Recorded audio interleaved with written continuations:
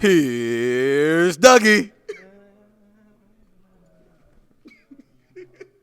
Hey, everybody. Welcome to our picks for the Fiesta Bowl between Ohio State and Clemson.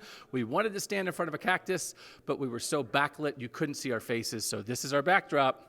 That's what we're all about here at cleveland.com. Nathan Baird, Stephen Means, and Doug Lesmerises with your picks for Saturday's game. We already made them on our Buckeye Talk podcast where we explained them for 40 minutes.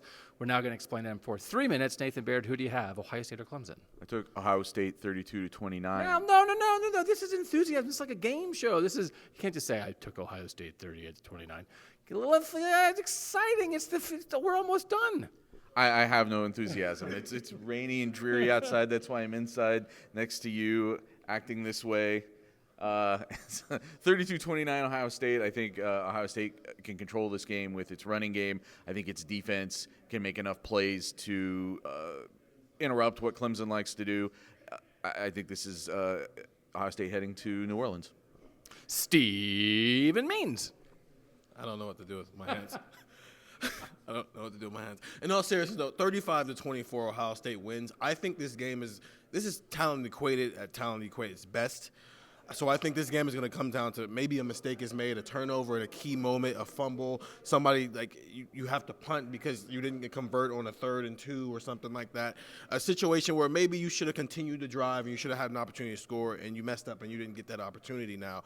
I think that's what this game is going to come down to, and I think Ohio State's defense is going to present that opportunity, especially if Chase Young can get his hands on the quarterback like he's done all season. So I think we all got more confident in Ohio State getting out here and sort of watching this. You kind of had a feel for it the whole way. I definitely got more confident as this week went on.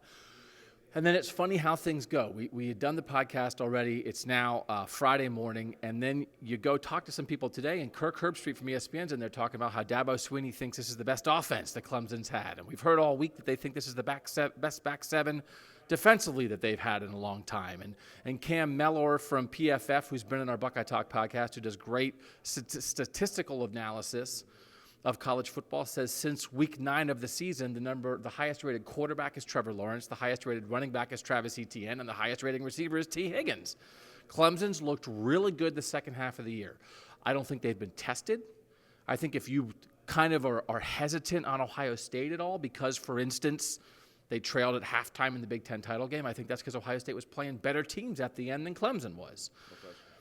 So I do think Ohio State's going to win. I have 38-31 Ohio State. I think we all kind of are in a general agreement. The one thing that I'll leave up in the air a little bit is part of it for me is I think Ohio State has better talent 1 through 22.